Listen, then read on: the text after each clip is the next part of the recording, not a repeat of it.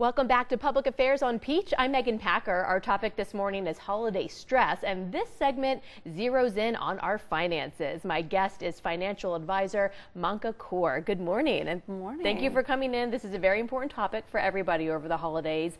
Let's start with a budget. Should we set one for ourselves when we go out shopping? Well, I think it's very important to set a budget. I think you may want to start by taking a look at, a lot of people wonder, hey, how do I set a budget? And I think a key thing here would be to take a look at what you did last year in your holiday spending and determine that as a baseline for this year. And then you can take it forward and make adjustments as you need to. And see, well, did I go over my budget last year? Did I stay on target? Because the key here would be sticking to your budget. And I think a lot of times people take a look at just food items or travel and holiday gifts, but there might be other things to consider as well here.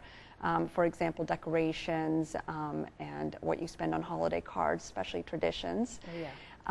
It adds up quickly. Absolutely. And I think one other point I'd like to make and recommend to people would be your credit cards. So use them wisely, please. I think small purchases can really add up with time.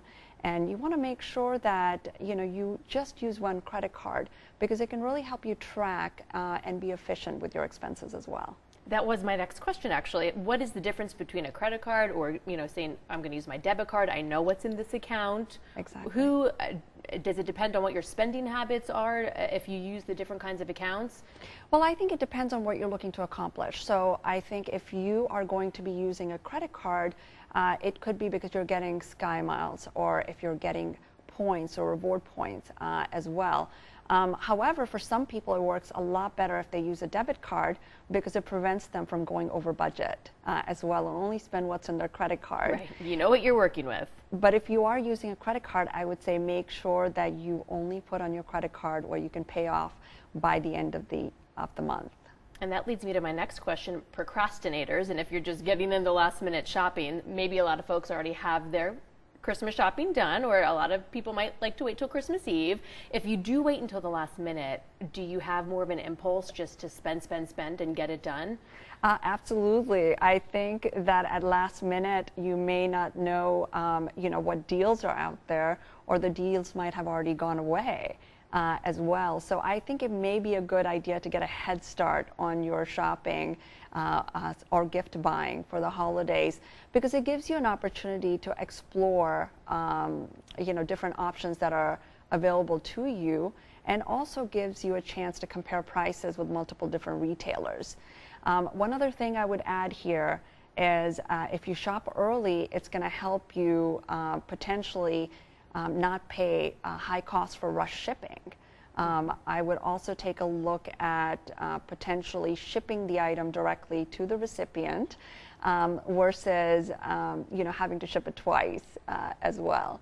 So Right. I think there's a few different things that could be of an advantage if you shop early as well. Sure, just to take your time and do the research and the Exactly. online shopping versus in the store and the different sales that are out there. Exactly. If you want to give an account or some money, invest in a child or grandchild, what are the different accounts that are out there that people can look into? Well, I think as we take a look at the cost of education and how it's climbing with time, I think a lot of grandparents are stepping in to help pay for their grandchildren's education.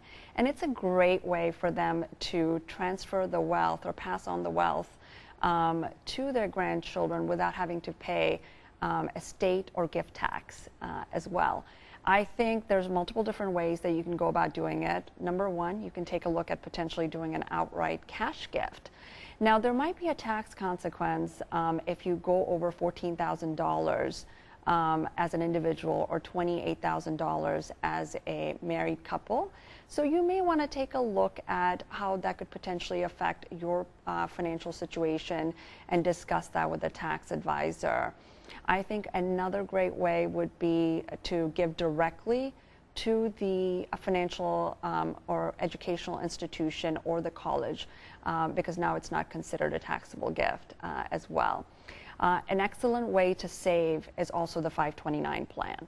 And I think in a 529 plan, all contributions are tax deferred, and any withdrawals you make for the purpose of a qualified educational expense can also be tax-free to you on both the federal and potentially the state level. All right, so lots of different options out there, but it sounds like you definitely want to do your homework, maybe talk to a professional like yourself before you decide to make that decision. Absolutely. I think it's never too late to get a little bit of guidance. Wonderful. All right, well, much more to come. We need to take a quick break, but coming up, I'd like to talk about donating to charities, speaking of tax season. So we'll touch on that when we come back. You're watching Public Affairs on Peach.